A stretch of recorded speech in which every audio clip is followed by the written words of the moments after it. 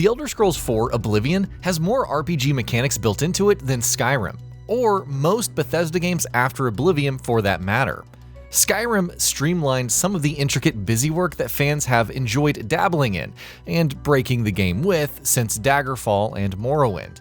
Perhaps most obvious is the complete omission of an NPC persuasion minigame in Skyrim. The Oblivion Remaster brings back the old persuasion minigame wheel and all of the other cool stuff the original had. So here are some beginner tips to help make that journey through the radiant woodlands of Cyrodiil that much more enjoyable. Don't grind out individual skills early on.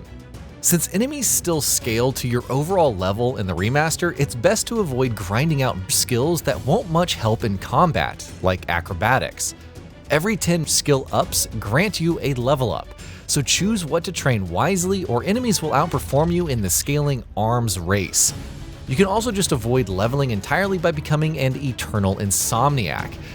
Not really, just don't rest, and level scaling will really never be an issue.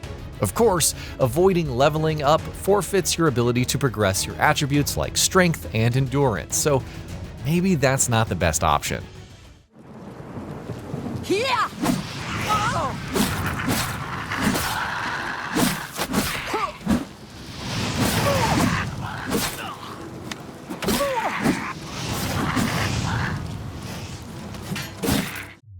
Raise 5 combat skills every level. Another more common sense tactic to make sure enemies don't overpower you through scaling is to increase 5 combat skills every level. Doing this will scale your fighting skill rank, the apprentice, journeyman, expert, and master ranks in parallel with enemy soul class ranks.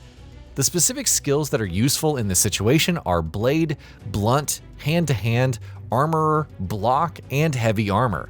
But you don't need to constantly fight stuff to level these fighting skills. Money can do the trick with the right trainers.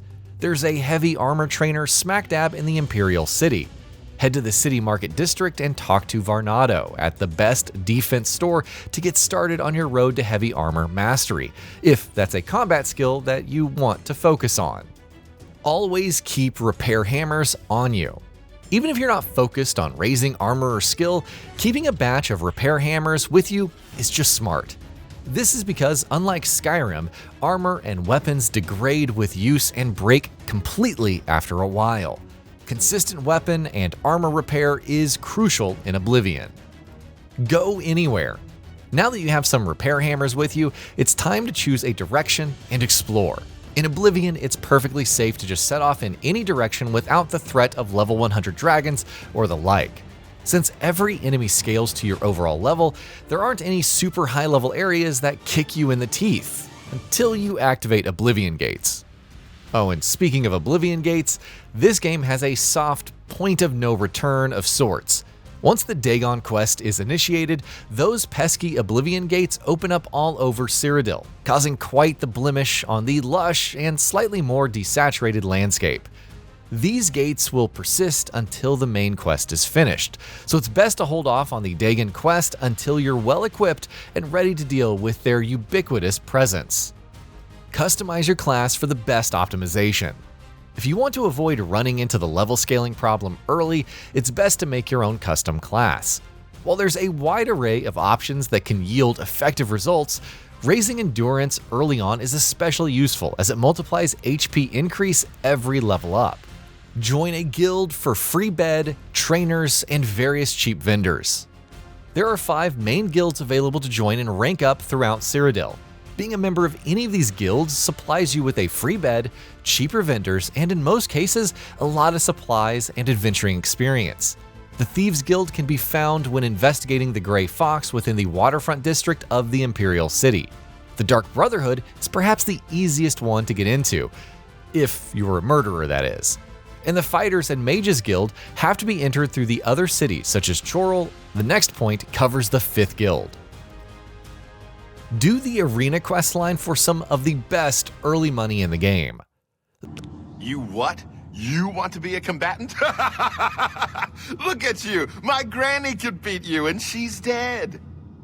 Wait, you're serious, aren't you? The arena is located right in the heart of the Imperial City. Just head on in and start taking on bouts to get some great early money and combat experience. This faction is especially recommended early on because the rewards don't scale with the overall player level like other quest lines. Oh, and if you're not a fighter, well, don't worry. You can join, freely take weapons and armors from the rack, sell them in the city, and never look back again for some free cash without swinging a sword. Join the Mages Guild to create weapons and spells for good early game money. The Mages Guild has loads of free equipment lying around for apprentices to take. Finding alchemy equipment such as a mortar and pestle is easy once you've joined a guild hall. Furthermore, every guild hall houses mini spell merchants, which sell some of the best spells in the entire game. Use the Mages Guild to triple enchant weapons for high damage hits. Enchanting becomes available once you unlock the Arcane University within the Mages Guild questline. It's a very open-ended method of adding special effects and spells to your armor and weapons. Enchanting your weapon with fire, frost, and shock, each with lower points, is more powerful over time than enchanting a weapon with just one effect, with very high points. For armor, it's highly recommended you use the resist magic enchantment so that the particularly difficult Daedra within the Oblivion gates don't pose too much of a threat. Summon monsters for easy combat experience. Whether you're a mage who wants to get some quick and easy strength skills up to par, or a fighter seeking a risk-free method of training, conjuration magic is a great option. Any new player can grab a basic Summon Scamp spell in a shop in the Imperial City Market District. Just head to Edgar's Discount Spells shop and train your combat prowess against a summoned scamp for easy and quick experience. If you pick a Dark Elf race for your character, you get a built-in Summon Ancestor spell from the get-go, though you can only use it once a day. Buy the Dremora Lord spell before it's too late. The Dremora Lord conjuration spell disappears after the A Plot Revealed quest in the Mages Guild questline. Buy it from Volinaro in the Bruma Mages Guild before then. For those particularly interested in going down the route of conjuration, there's a missable Dremora Lord spell within the Mages Guild questline. Volinaro sells this powerful spell in the Bruma Mages Guild branch. You must buy it before the A Plot Revealed quest, or it and Volinaro will be gone forever. There's much more to explore and min-max within the wide world that is Cyrodiil, but these 12 are ones that helped us early on in our own adventures. And that'll be about it for this one. If you guys like what we're doing at Gaming Bolt, please consider subscribing to our channel, and I'll see you guys on the next video.